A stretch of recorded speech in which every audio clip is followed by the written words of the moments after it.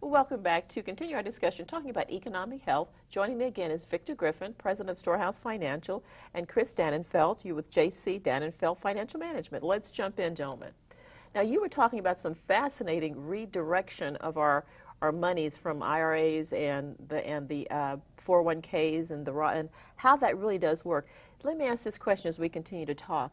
Let's say the family who says, well, you know, I have college-age children, or my children are going to be in college pretty soon.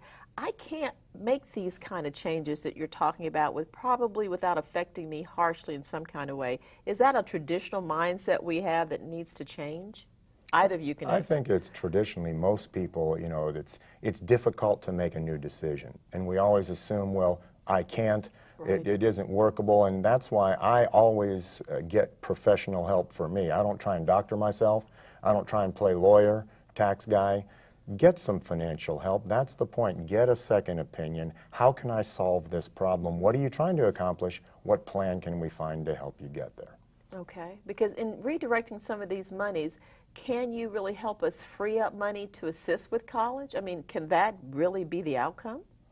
I'll shift to you, Victor. Yeah, and a lot of times we are able to put our clients in a situation that the programs that we advise through the strategies that we teach will help them in a catch-up provision, maybe make up for some money they lost in the market, keep them from losing money in the future in the market.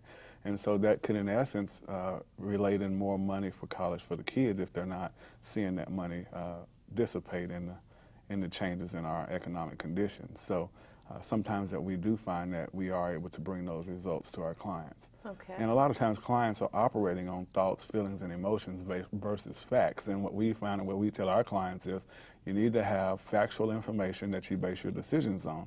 And it's always prudent to have your CPA, your attorney, and your financial guy all communicating on the same page.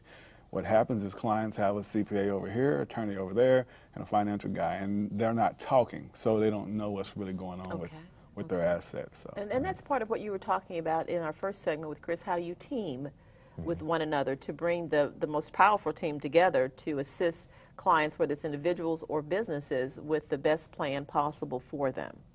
Yeah, I think one of the biggest problems in today's world is the internet. And that everybody thinks, well, I can go Google stuff and I can figure that out myself. Well, the biggest problem is you got to know what to Google. And, you know, certainly, you know, I'll take a surgeon or a doctor. Even if a doctor with great education tells me I need to do something, I have diabetes. Well, I'm just not going to listen to one doctor. I want to get multiple opinions, making sure I'm getting the best advice. The most important thing that enables you to pay for everything else are your assets and your income.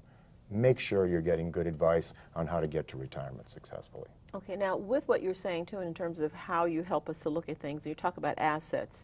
Again, sometimes we feel we're so burdened with maybe debt, whether it's credit card debt or all kinds of things, that we don't see what asset we have. We only see liabilities. So what do you look at in terms of your perspective of helping us to understand what are these assets so that we can think, I can go in and get some assistance because I can see I've got assets versus I don't have any, so this show or this information doesn't apply to me. Well, you know, typically what I'm looking for, and Victor as well, is, you know, what do you have now? Let's take a snapshot of where you're at today. Where do you want to be? What are the issues that are causing you problems? And if it's a lot of debt, then maybe we're not saving for the future right now. I'll come back to that in a second, but maybe we need to find some strategies to help efficiently get you out of debt. Too many people will just throw a little bit extra on every credit card. That's going to take you much longer and cost you more interest. Maybe you attack the highest interest rate credit card first, and we help you design strategies to get out of debt quicker and save you a lot of interest. More importantly, though, if you delay saving money for 5 or 10 years, that compounding value of interest will cost you dearly at the end of the game. It would be better to put some of your extra money towards the debt and then put some of your money towards long-term savings. And in today's world, I would not be committing one extra dollar to paying off a credit card with the way credit lines are being cut by banks. The economy is very uncertain. I would commit the dollars. I just wouldn't send it to the credit card company. I'd put it in the bank. So in effect, you've paid down the credit card. But if you lose your job, now you've still got access to that money until you find the new job. If you send it to the credit card company and they cut your credit line, you're toast.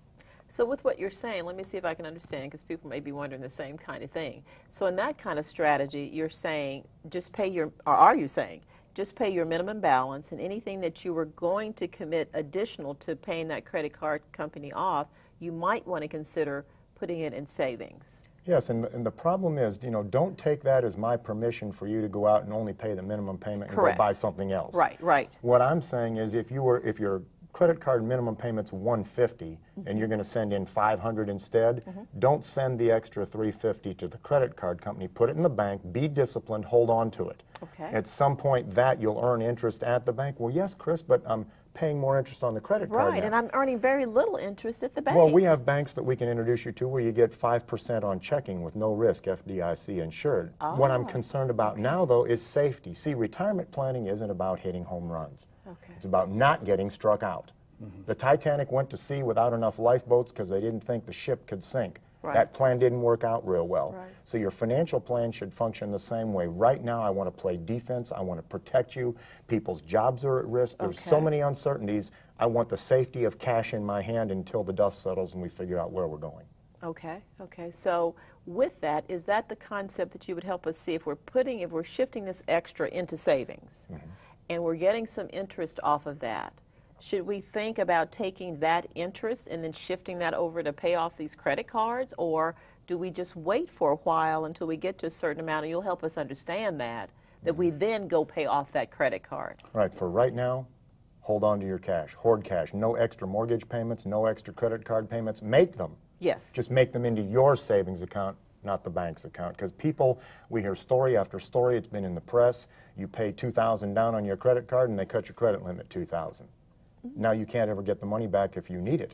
You've lost the ability to take control in an emergency situation. Interesting. And without cash, the less options you're going to have. And right now, in this recession or economic condition, you want to have access to cash because it gives you more options. When you have credit lines, they can be taken away. And what the average consumer does is they do home equity lines of credit, pay off all their credit cards, but then they didn't inquire discipline in that, so now they go back out and put more balances on those cards, and now they have no equity to bail them out this time around. And some of the strategies that we teach, there are areas that we can show you how to, let's say you have 9, 10, 12% interest on your credit cards, we can do what we can do at equity extraction and get that money into an account where you can borrow your own money, now pay those cards off, and the interest rate may be 5, 6%.